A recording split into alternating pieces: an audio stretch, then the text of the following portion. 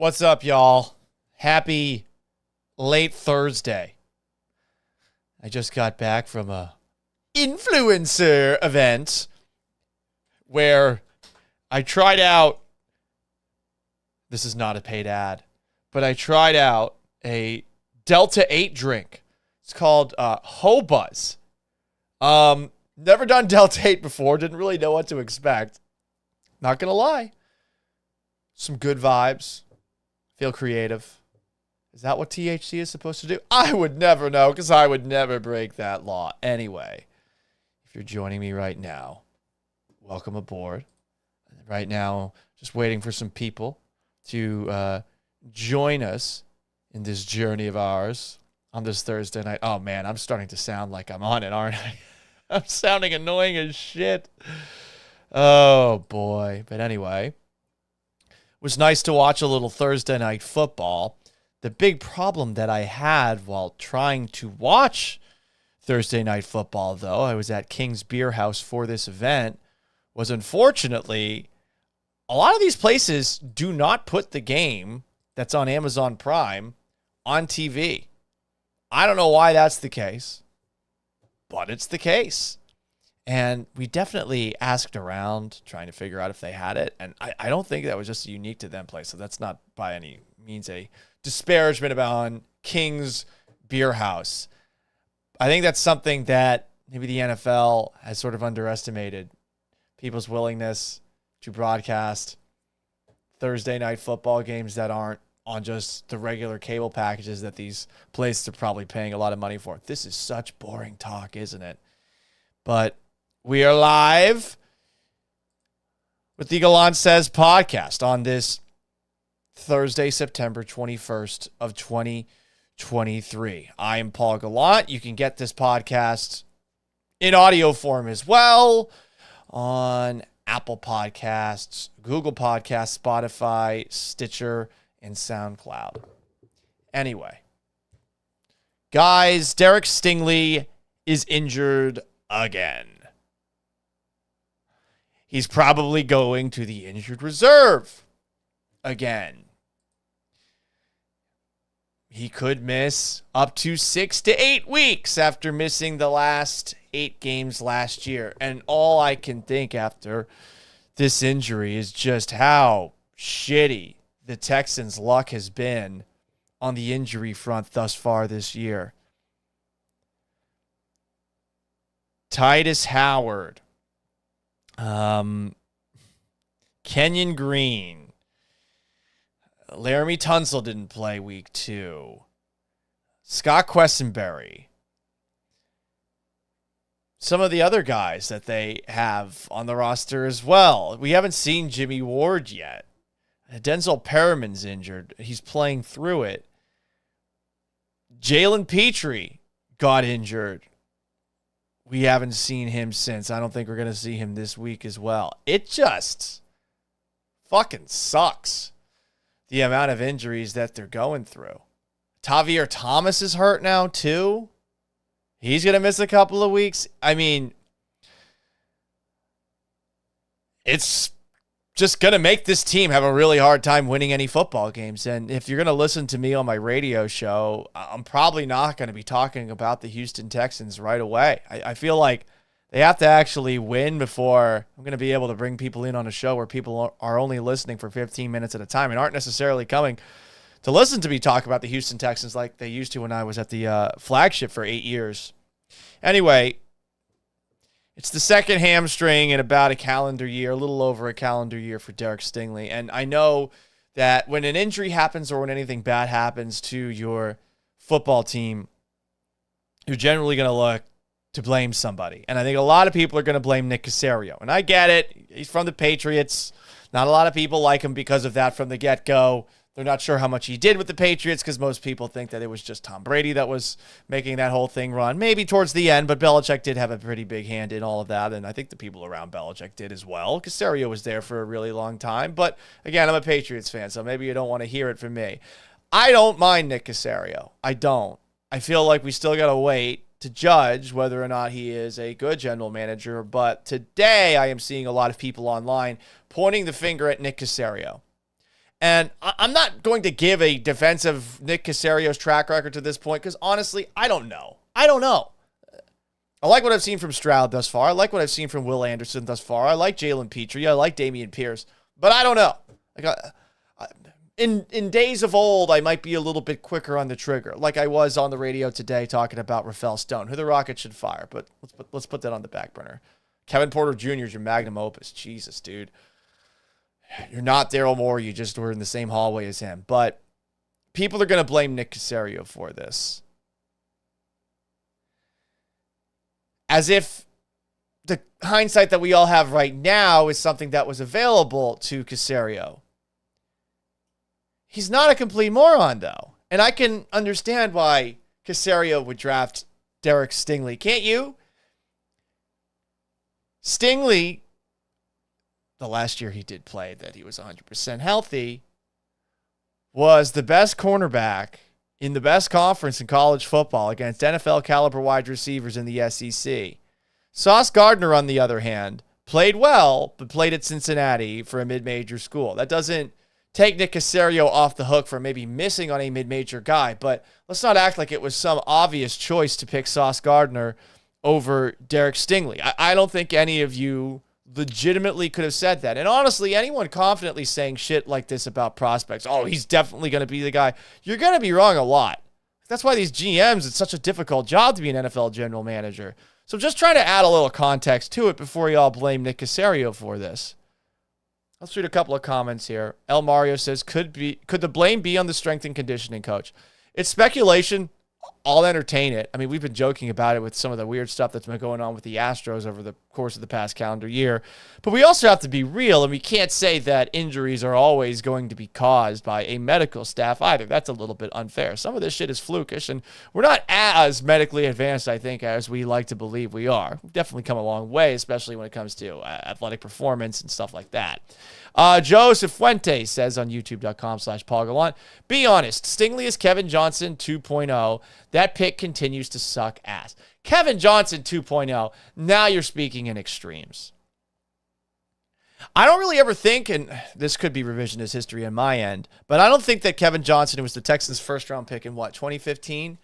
I don't think that there was ever an idea that Kevin Johnson was getting it. And people were really liking what they saw from Stingley in this training camp. I'll be honest, what I saw as well, I liked it too. And if you've noticed the first 2 games of the year, he wasn't getting tested a lot. So this could be a situation for those who have followed me when I was doing my work in Seattle. The Seahawks used to have this really good running back who's now in Philadelphia named Rashad Penny. When Penny's healthy, he's awesome. But the problem was he gets hurt a lot. So is this a problem with Nick Caserio missing on Derek Stingley? Did he not know that Stingley's injury prone? And this is where I think some people are getting it a little bit twisted when it comes to the blame of Nick Caserio. Nick was responsible for doing due diligence for the following injuries that Stingley suffered at LSU. An ankle sprain in October of 2020, leaving a game after hitting his head in November of 2020. An ankle sprain, it was re-aggravation of that ankle sprain from October and December of 2020. So, okay, the Texans draft him and all of a sudden he has ankle issues. Well, that's something maybe the Texans should have done a little bit more homework on. The next year, he suffered a preseason foot sprain. It got worse.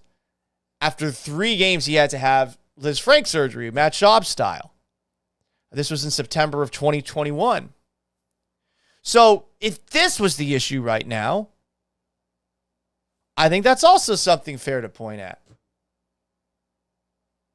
So going forward, before Nick Caserio drafted Derek Stingley Jr., if anything like that has to do with a foot sprain or a Liz Frank injury after the fact, I think that's something you could say, oh, Nick Caserio maybe should have done a little more homework there. It is a bit of captain hindsight and, I guess, speculating about how you could have done things differently if you go back in the time machine or something like that.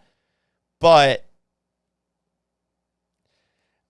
I feel like that's really all you can do. And any other injuries that happen that aren't linked to those body parts, you can't claim that they're related. Unless you're some sort of fucking doctor. Even then, I wonder. Here is where it gets weird, though. Because I assume any injury that takes place that has nothing to do with the Liz Frank or the ankle is just some shit luck from the football gods, if you will. But this is where it gets tricky, and specifics with injuries are always going to be limited with the Texans. He has a hamstring. Well, which hamstring is it? They're not going to specify which one. But remember last year that we did not see Derek Stingley Jr. the rest of the year after he injured his leg with a hamstring injury against the Giants. And I was looking up reports and trying to get more details. Honestly, I was just trying to figure out if it was his left hamstring, his right hamstring. Like, I don't fucking know. I don't think anyone knows. So as I'm looking around, I go to KPRC's website, and KPRC's got a bunch of good reporters there. You got Randy McIlvoy, Chancellor Johnson, Ari Alexander, and of course Aaron Wilson, who's been on the Texans beat for a while. And I'll be honest, I just saw the website was on KPRC too, so it might have been Aaron who reported this essentially. But there was a little sentence that I read about the injury last year against the New York Giants. Per KPRC, quote, his hamstring was more severe than the Texans acknowledged initially for competitive reasons. What in the fuck does that mean? He had a more serious hamstring injury, and it was more serious than the Texans acknowledged for competitive reasons. That could go down a variety of different rabbit holes, but wait, they tried to have him play through the injury because they were trying to compete last year? The team that had all those wins? That makes me wonder. Is that a result of Lovie Smith? Is that a directive from Nick Caserio to Lovie Smith? Lovie Smith and Caserio did seem to have their issues when it came to being in alignment, a la Bill O'Brien and I think Brian Gaine, which wasn't actually the case, but whatever. What the fuck ever. I'm wondering what the hell happened there. I'm wondering if it's the same hamstring. Because if that is the same hamstring, then we're on to something. And then we can say, oh, Jesus, what the fuck happened here? Did they fuck it up? Then, which led to the re-aggravation in practice today. And remember, Stingley did get banged up a little bit during the Colts game. He went into the tent for a bit and he came out. And I know a lot of people now are going to say, oh, well, he's soft. You can't control if your body fucking breaks down when you're playing this game. You can't. Be a little more respectful, okay? As someone who would have killed to play the actual game itself, but wasn't nearly good enough. It didn't work nearly hard enough. So not really close at all. I just loved playing it when I was growing up. I mean, you can't control when, shit just breaks, you know? What, are you supposed to, be eating a giant vat of calcium tablets every single day before you go to work, you know? You can't control when shit happens. It's a violent game, and shit is going to happen. So I think it's unfair to say, all this stuff is related or that Stingley is soft, made of glass. I hate that term. I know some people are going to use it anyway, but I don't like it. I think it's disrespectful. You don't know the pain tolerance of some of these people. You don't. And obviously back in the day it was different, but they have always been injecting these guys with tons of drugs, tons of them. And pain tolerance varies person to person, you know? It's all about your nerves. Anyway, here I am, almost sounding scientific. Let's read some comments. Rick Hagwood says this hammy was on the opposite leg. Joseph Fuentes says it's the same hamstring. Really helping me out, guys. Jesus. Rick the Ruler 713. Stingley was recovering from injury from day one. He was hurt when Caserio drafted him. The writing was on the wall the whole time, and he still picked him. Well, he did do his pro day, and he did do very well at his pro day. So I don't think that's true. He wasn't hurt when Caserio drafted him, but maybe he needed to get things finished up, I guess is what you're trying to say here. You take a look at his pro day numbers, and again, they might have been fudged up a little bit, but they're pretty fucking good. I think he was okay for a moment in time. But there has been a lot of injuries. I do think we're just playing a little bit more Captain Hindsight here than we should, and unless last year's hamstring injury is related to this one, then I don't know that we can really pin anything on anyone. It just seems like it's a flukish injury. I do know that once the hamstring injuries start happening, they don't stop. You've seen so many guys' careers, like Deshaun Jackson, just absolutely destroyed. Cut in half is maybe a bit extreme, but it caused him to miss a lot of games, like Deshaun Jackson with hamstrings. Wide receivers in particular with the hamstring injury. What else do we got here? Rick Hagwood says, these guys are too interested in looking jacked. They need to be strong and flexible. We've seen tons of torn muscles in the NFL because of too much bulk and not enough flexibility. I'll be honest, like I lift and I work out. I used to think that the strong and flexible argument was one that was made for the 1920s, but there's definitely something to it. Some players that we might remember. Remember when Dwayne Brown came into Texans training camp? I think it was 2013, in really good shape, and he struggled the first couple of games. Maybe you didn't notice that he was struggling because of how fucking shitty that season went. Another guy that I hear brought up, I think Seth brings him up, or maybe it's somebody else, but Rob Johnson, who was the Bills quarterback for a bit and the Jaguars quarterback for a little bit before that. And I guess like the guy had just this rockin' surfer bod at all times, and some people think that might have been why he was a little bit injury prone. But anyway, look, coming out of this Derek Stingley injury, I'm just not pointing fingers at anybody. All I'm going to say is the very obvious. It sucks. It fucking sucks. I feel for him. He can't do anything about it. It just happened. But he was having a good training camp, and he looked pretty good. At the very least, you didn't see much of him, which is always a good thing with a cornerback in the last couple of games. Joseph Fuentes asks, Paul, if you were making the picks, would you draft an injury-prone cornerback over the best-rated cornerback? But I don't think Sauce Gardner was the best-rated cornerback. I know some people had him, but we're talking about a guy, as I said a little bit earlier in this is a guy who played very well against NFL-caliber receivers in the SEC. Sauce Gardner played at Cincinnati. It's in a fucking mid-major conference. Like, don't act like this was cut and dry. Don't. The injury-prone thing might be a concern, but Stingley in 2019 was fucking awesome. You know, he's part of that amazing LSU team. So I disagree with that. That rhetorical question there, because I think you're trying to get me to say I'm going to draft the best-rated cornerback. I just don't think it was so definitive. I watched Thursday Night Football tonight. If you have any thoughts on Derek Stingley, I'll welcome you in. And I tweeted a very Delta 8 thought along the way because of this stuff. Let me tell you something. I didn't know anything about this Washington Ho fella today. I sound so white saying this. This Washington Ho fella. But he's got this thing going on that is like 10 milligram hemp-derived Delta 8 drink, which I guess is legal.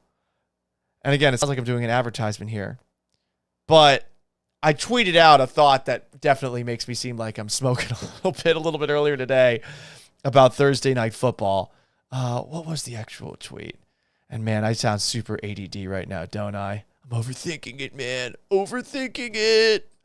But it was early on in Thursday Night Football, and they showed Brian Daboll, and they showed Mike Kafka.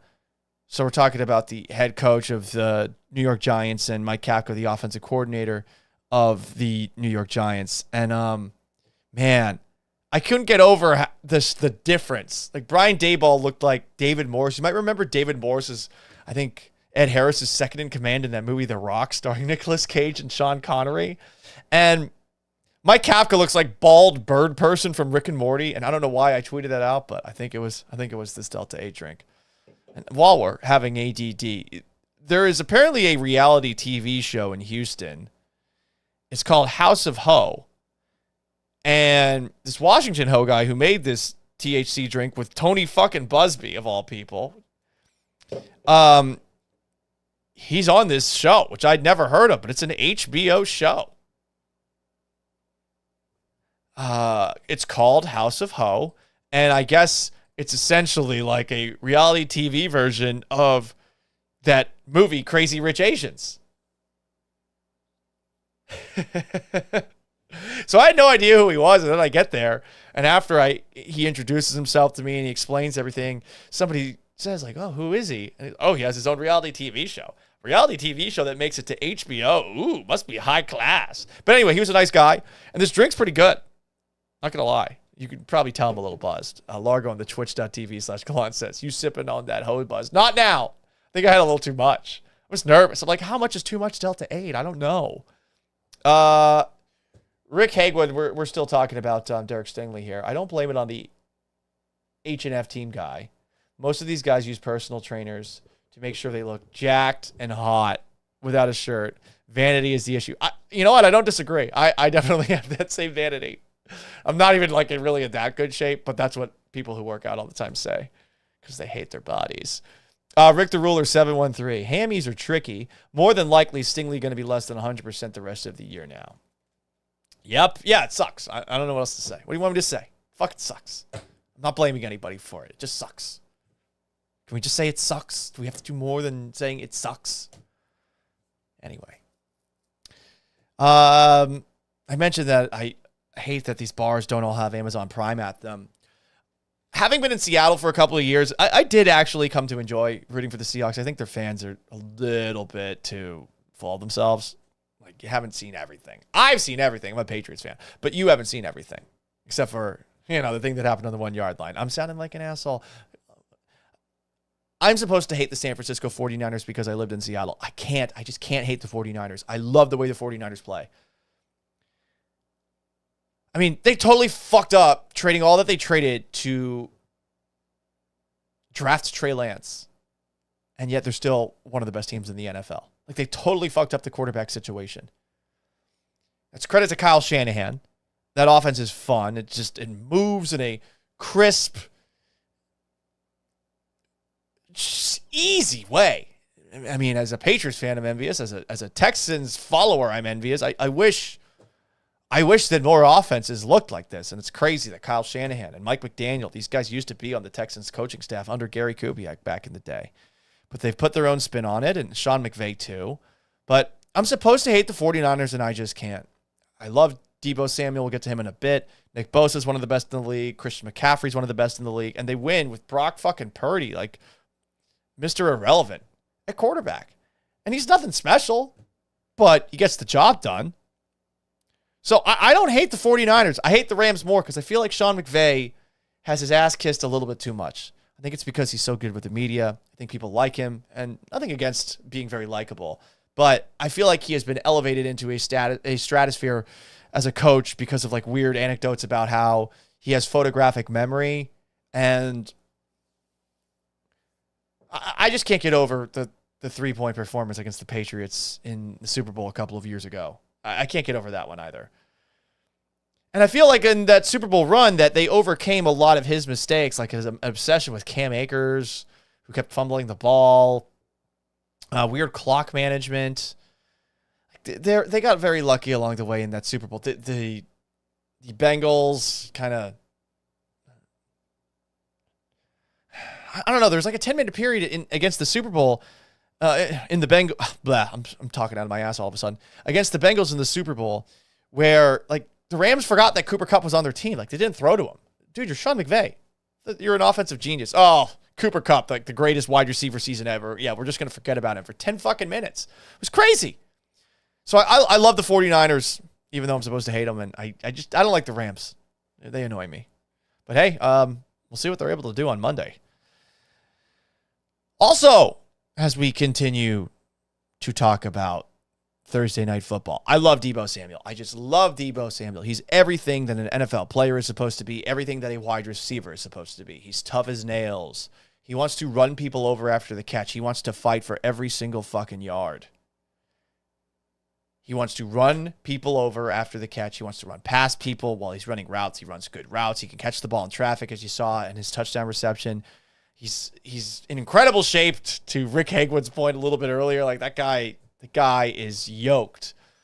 But he said that he was out of shape last year. He comes in this season, and I mean, just watch him play. And I wish more wide receivers were like this. I think DK Metcalf is like it as well, but DK Metcalf is an ogre-sized human. He's like 6'4", a freak. Deebo Samuel's only 6 feet tall. He plays way bigger than he is. He's just tough at a receiver position that I feel like has gotten softer and softer by the year. And look, it's a tough position to play when you're going over the middle and you're getting balls thrown your way. But there are so many rules that protect receivers now. And even worse, now a lot of guys, when they make a catch, they just give up on the play. I fucking hate that. You fight for every yard. And I get there's some gamesmanship involved. It's a violent game. You don't want to get hurt. But and you're making a ton of money. But I don't know, man. Have a little bit of honor. Have a little bit of pride. Keep trying to fight for a first down or further yardage. I hated how the Colts did that. The Rams did that back in the early 2000s. And they got fucking rewarded for it. Because after the Patriots beat the Rams in the 2003 to 2004 AFC Championship game, Peyton Manning threw 4 interceptions. The Colts were claiming like the Patriots were holding the whole game. So the 5-yard contact rule, which I guess never was a rule that was out of the rule book, like it got reinforced. And the next thing you know, like every single wide receiver is taking advantage of the fact that they don't get touched. Like you can't touch one. It fucking sucks. Everyone's doing it now. More comments. Twitch.tv/Gallant says Waka Flocka Bucks. Texans going to have a San Francisco personnel guy be the next GM. I wonder. That would make sense.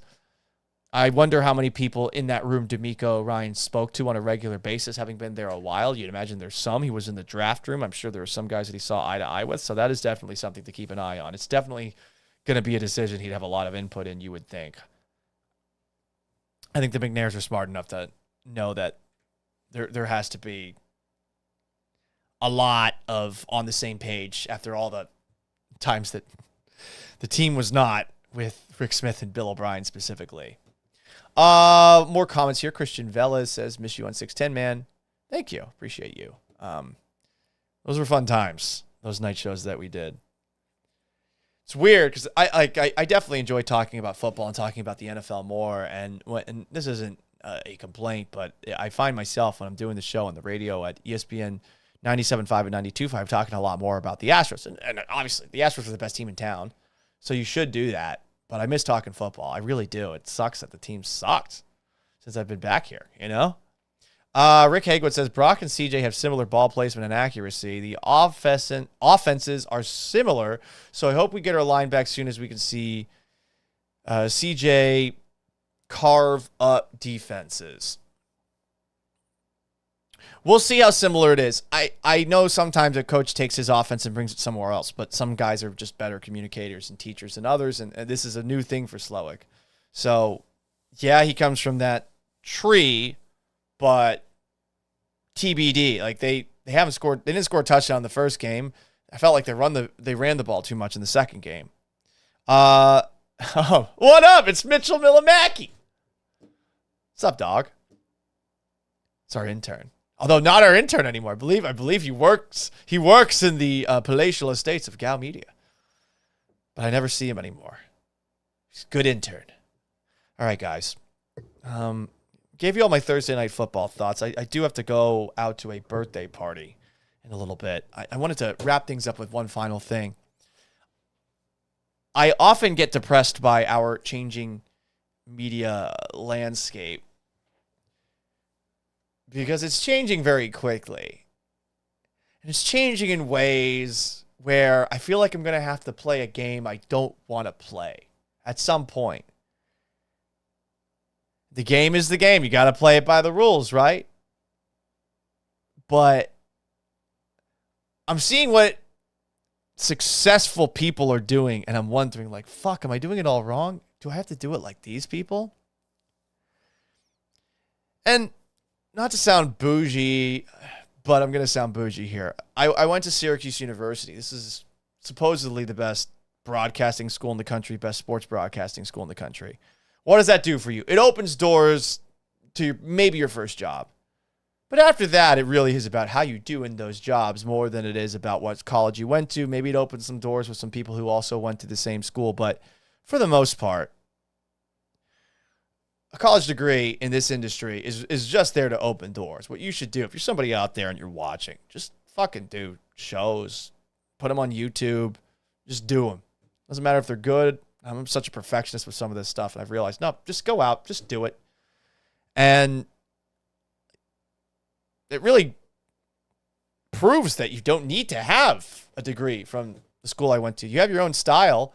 And now people are a lot more open to all sorts of different styles when it comes to sports coverage, when it comes to covering the actual news, which is a very weird process if you're in the TV world. You're supposed to start off in like a really, really, really small market. You're shocked that they even have a local TV station.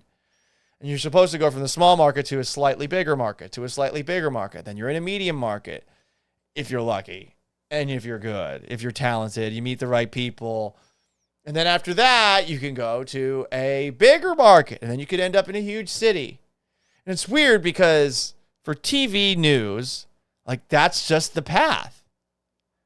But what's funny is every single time you go from one market to another, you have to press the reset button on the sources you make, whatever credibility, notoriety, recognizability you have. And it's almost like counterintuitive. If you're going to go from one station to the next in the world of TV, you're essentially like going to be reporting to entirely different people. And this was kind of tricky for me when I was doing the show here in Houston. Then all of a sudden I go to Seattle, and it's been the same thing since I came back. Like, a lot of people forget I'm back, which I don't blame them. You know, I kind of just disappeared. That's sort of how radio does you. And then all of a sudden, you end up on another station. But you got to hope that people tune into that station, figure it out eventually. But here's where I'm going with this story that kind of depresses me about the changing media landscape, and specifically with TV, which is an industry that people ask me, like, why don't you do TV? And I think, flexing a little bit here, I do think it's because, you're decent looking. You could probably make more money on TV. It's more glamorous than the radio. And whenever people say that, I always give like a polite answer, and I say that, no, I like radio the most. And I do. Radio is fun. You talk with people in a more normal way. You can have fun. You can push boundaries. You can fuck around, to be perfectly honest. And you can't really do that on TV. And in TV, too, you don't get weekends off. You work these brutal schedules. You don't really get to take many vacations. Where with my job, like, I just got to be working all football season. But I get weekends, you know? So I prefer radio in every single way to TV. Would I do TV if someone paid me enough money? I'd definitely think about it. But I'm not going to be as happy doing that as doing what I'm doing right now. So I never want to really be on TV, even though I've done TV. Like, if somebody invites me on, I'll do it. I'll be awesome. I know I'm good at it, but it's not like something I'm dying to do. And I guess I'm kind of glad about that, because I think I know now the way that you're supposed to move up the ranks. You're supposed to blow up your social media.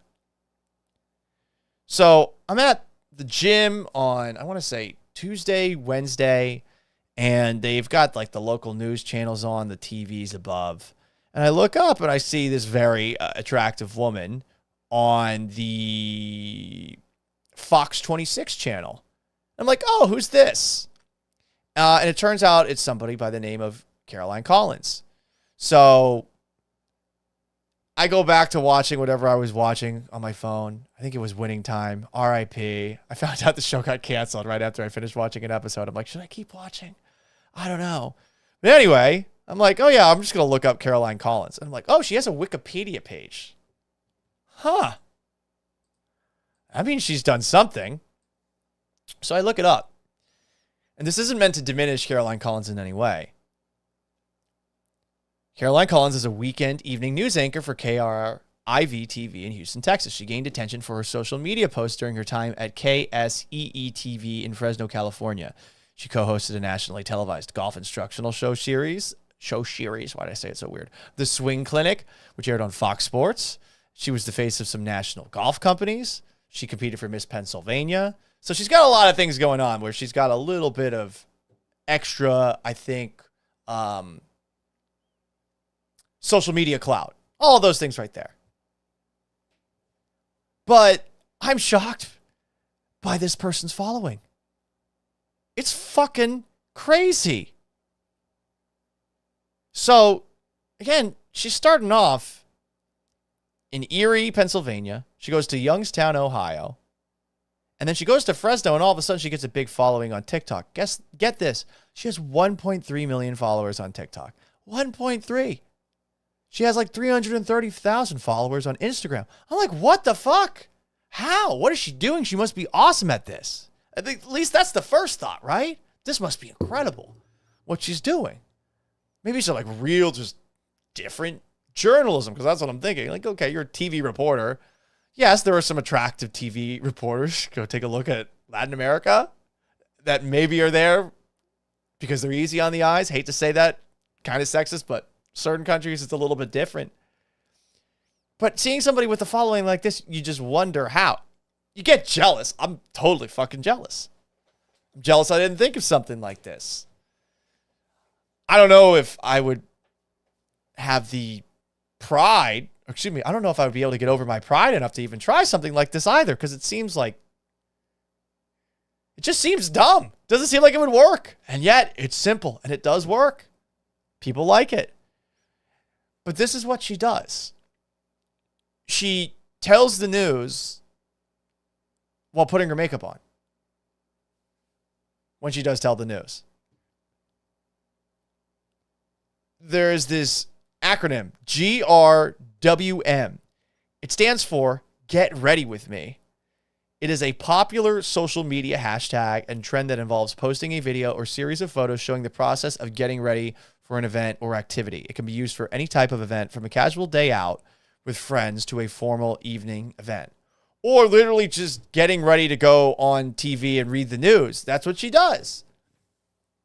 And she's blown up for it. And again, I'm jealous. I'm jealous of all these social media people that blow up. I'm jealous of that terrorist, Tiffany Gomez.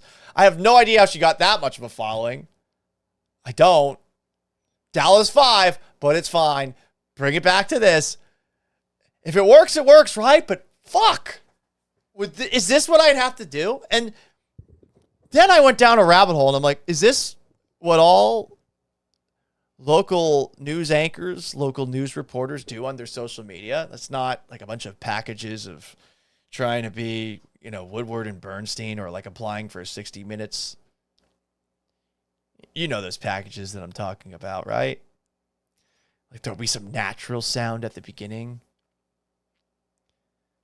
Her kazoo is her life. And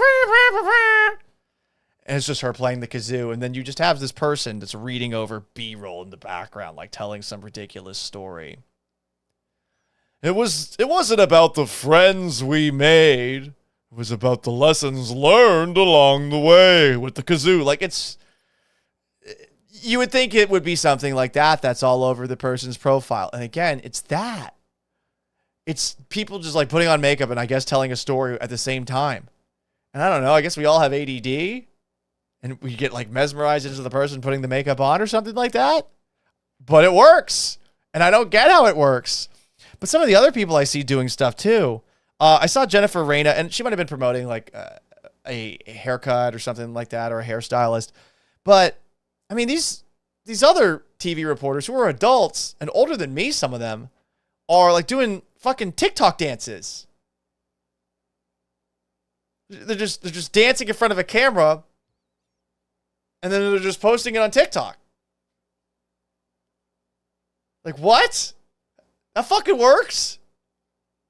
I don't know. Like, what do you want me to do here? Say I'm going to try something here.